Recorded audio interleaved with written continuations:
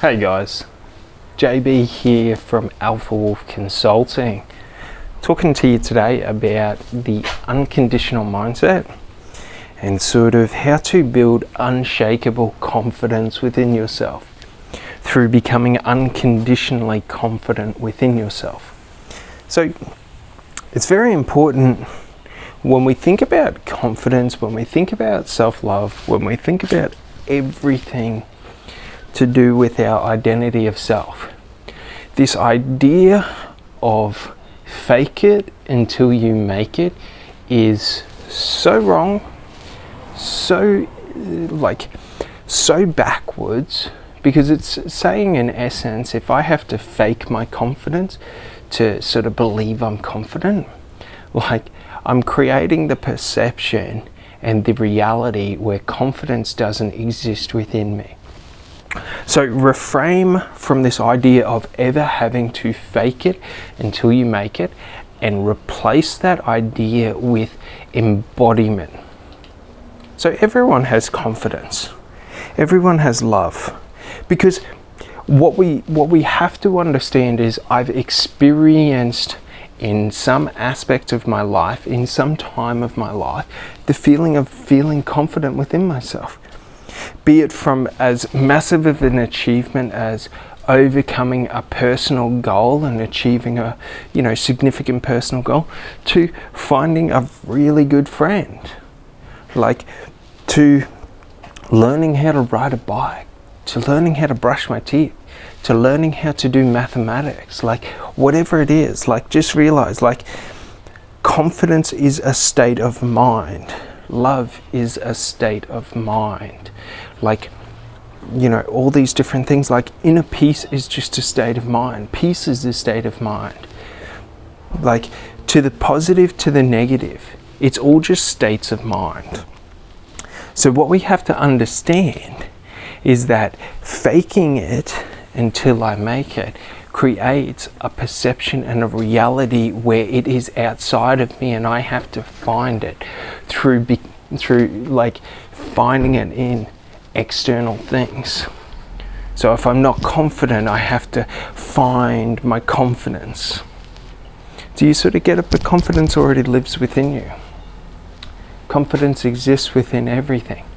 So when we start to understand this, what we are reframing and reshaping our mind, and think about it like this: fake it till you make it is based on a condition-based or a transaction-based mindset, that there are conditions or transactions that I must make to feel confident within myself. People must validate me. I must have results. For me to feel confident about my ability to speak, there must be evidence of my ability to speak for me to therefore feel confident from. But this isn't how it works. That's the illusion of the ego, that I must do something to receive something, when in truth, my confidence is a part of me. It's internal to me. It's a part of my identity.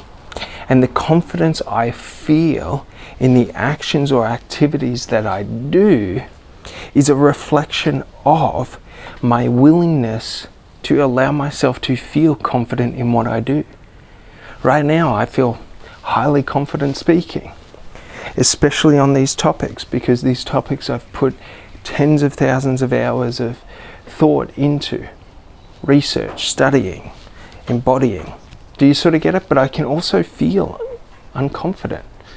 I could create the sensation of I'm not good enough, I don't know enough. And then I could create fear. Do you sort of get it? And I could become stressed.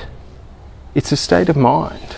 So just realize that it will influence and affect your life to how you create and believe that these states of mind are created within you.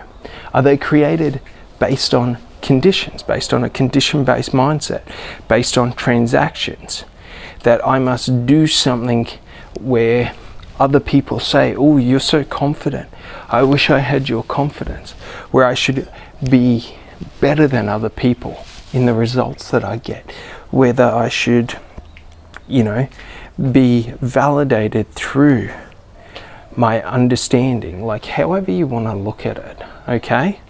Is however you want to look at it. Or you can look at it through the lens of the unconditional mind and mindset, that confidence is within me and is an intrinsic part of who I am. And I am allowed to, without any proof, without any need to prove to myself that I am confident, without any need for results, external validation, any other to believe in me, that I am allowed to just choose that I am a confident person. And then I am allowed to believe that my confidence is boundless. Do you sort of get it? And this will influence and impact your life, because the way psychology works in terms of our psychological structuring of reality and our psychological structuring of our identity of self is that our psychology works off of perception. Okay? If I perceive myself to lack confidence in something, I will create artificial barriers to me producing or doing that task. If I don't think I can speak confidently, I will stutter and stumble over my words. I will find it difficult to speak. If I don't feel confident in who I am and the value of me, I will create, and devalue myself. I will create conflict and I will devalue myself through the creation of personal insecurities, through the creation of these different scenarios. So think about it like this, and it's very important, because what these people who say fake it until you make it mean is they're trying to basically replicate a natural, not phenomenon, but just a natural state of mind. That should I perceive myself to be good at something, I will do that task with more energy, more enthusiasm, and more effectiveness than if I believe I suck at it and I believe I'm no good at it. So that psychological narrative and that framework that I create within my mind of me either understanding and being good at something or me being terrible at something will alter and shape my internal dialogue and the internal barriers that I create of resistance towards successfully producing what I seek in life. So when we step back, what these people are trying to accomplish is this state of perceptional shift to where, should I believe that I am a confident person, I will walk straighter, I will talk with more presence and power, my belief in myself will be higher, my internal value within myself will be higher, and I will create an energetic state or a frequency of someone who is highly confident, someone who believes in what they are doing, in what they are saying, in anything. And an important thing to understand is that our confidence is based on our competency. So my belief in my ability to produce or perform a task will alter my confidence. Now, this isn't to say that it is the main factor in confidence, because it's not. Competency is just my ability to perform a task, my ability to understand cause and effect within a specific relational dynamic. Should I want to boil water? If I've never boiled water before, what the hell do I do? Do you sort of get it? But if I understand English and I understand language and I understand meaning of words, well, boil water indicates heating water, which indicates I need a heat source, And if I understand what it does and I understand thermal dynamics, now I'm able to move into it. Do you sort of get it? So it's all these different meanings. So I don't have to have done the specific task before to be competent in it. Competency is just my understanding of the cause and effect of what is needed to produce an outcome that I seek. Do you sort of get it? Very important to understand this, because many people will get caught up in this idea that I have to be unconfident if I'm trying something new. But I don't have to. So that's the thing. I can build confidence based off past experience of what I am doing, or I can build confidence based off who I am, of my past experience in any field, in any activity. Do you sort of get it? So just realize that. Should I want to create the unconditional mindset, confidence is within me. It is not something I have to attain. It's not something I have to fake it until it's there. It's something that I should choose to embody within myself, an aspect of myself. Because the important thing to realize is within me, at any state or point within time, within life, within reality, however you want to look at it, I am connected to everything. I am connected to boundless knowledge, because knowledge is just frequency. Like, it's just energy, okay? And in life is an energetic force.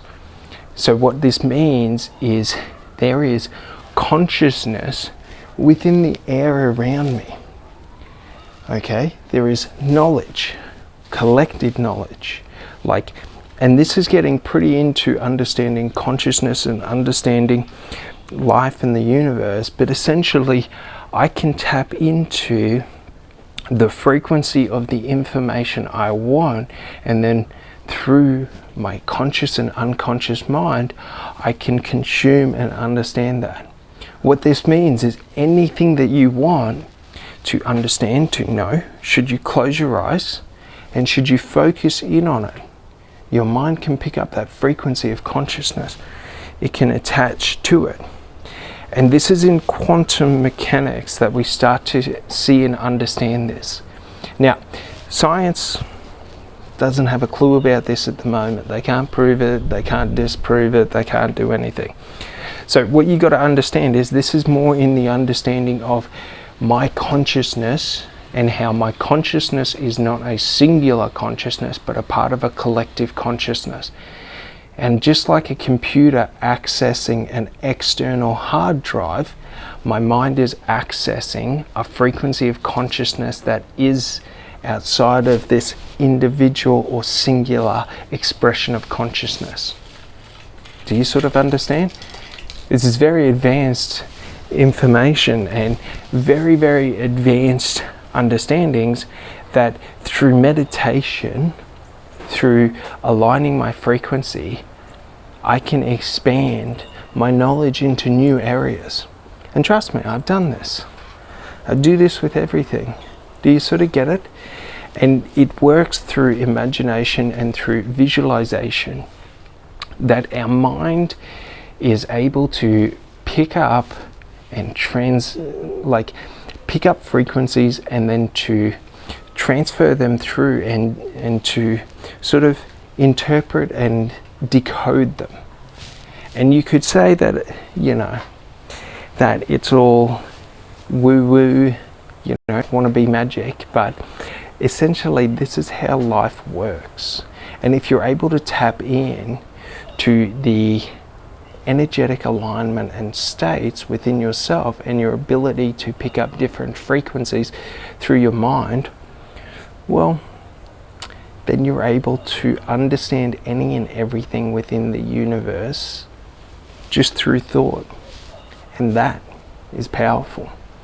That is what others will seek their entire life to simply understand, yet never comprehend.